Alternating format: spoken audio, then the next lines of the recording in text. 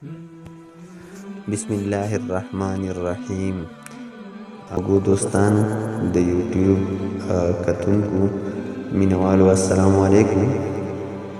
زما په خپل اواز کې او په ساوند کې چې کوم دی اولنی ټاپک دی هغه دا دی چې یو انسان بجلی ونیسي نو د هغه ابتدایي تدین دا چې تاسو څنګه کوئ په کورونو کې لکه یو مریض راولیږي هغه شان طریقه کار د بجلۍ نیو هم دی نو هغه به مونږ څنګه کوو.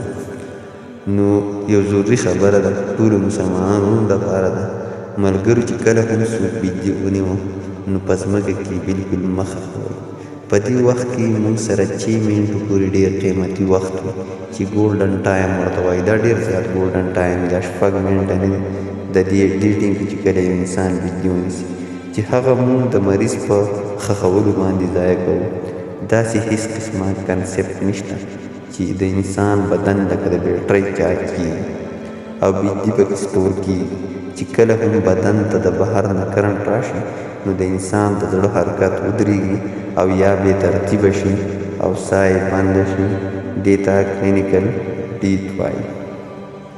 په دې وخت کې د انسان زړه په مصنوعي طریقه په حرکت کې راوستل پکار دي. موږ مصنوعي طریقه استعمالوو چې د انسان د زړه څنګه راغلی او چې داسې عمل یعنی سی پی آر په 6 منټو کې دننه ونه شو نو زړه دماغو ته وینه نه پاس کوي او دې دوران کې د انسان دماغي قبلې مستقل طور شي چې ورته بایولوجیکل ډیت وایي او انسان وفات شي.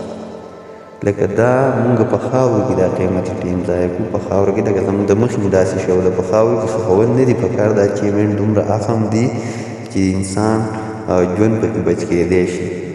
د کرنټ لګېدو سره سمدست امبولینس یا ذاتي ګاډي راتلو پورې مریض په زړه باندې په دواړه لاس سره دومره زور ورکوي چې د هغه سینه 2 انچه پورې لاندې ځي لاندې کته بره ځي. لکه دونه پورې زور ورکول پکار دي دومره زور ورکول پکار دي که چېرې د دې مریضه دا پختۍ ماتې شي خیر دی خو چې ژوند یې بچ شي. دومره زور به دې مریض له ورکوي په دغه ټیم چې د ده ساه واپس بحال شي. او دا عمل به دومره تیز کوئ چې 15 سکنډ کې 30 حرکتونه برابر شي. 30 حرکتونه به مونږ دې له داسې ورکوو دومره په تیزۍ سره دا کول پکار دي. دې نه پس به مریض د په پوزه لاس کېدی او په خوله کې به 2 پوکي ورکوي او دا عمل به دوباره شروع کوي. انشاءالله په لومړی سایکل یا په 2 کې به مریض روغ شي او که ونه شو نو د امبولینس یا د هسپتال رسېدو پورې به دا عمل جاري ساتي. د امبولینس هسپتال پورې به تاسو دا کوم عمل چې درته ما ووایه په دې ما د ډاکټرانو سره خبره کړې ده.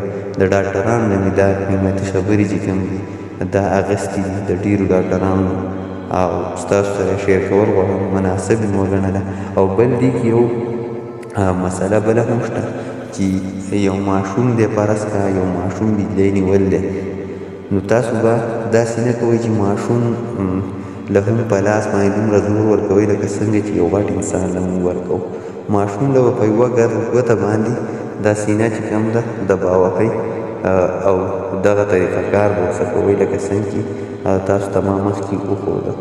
نو دا ډېر اهم خبرې دي پښتنو وروڼو او زمونږ چې کوم چینل جوړ کړی دی اسلامي پوسټ نو د دې د سپورټ ضرورت هم دی او تاسو به مونږ هم داسې نوي نوي ویډیوګانې اسلامي سټوریانې هم راوړو هغه به سره هم شیر کوو.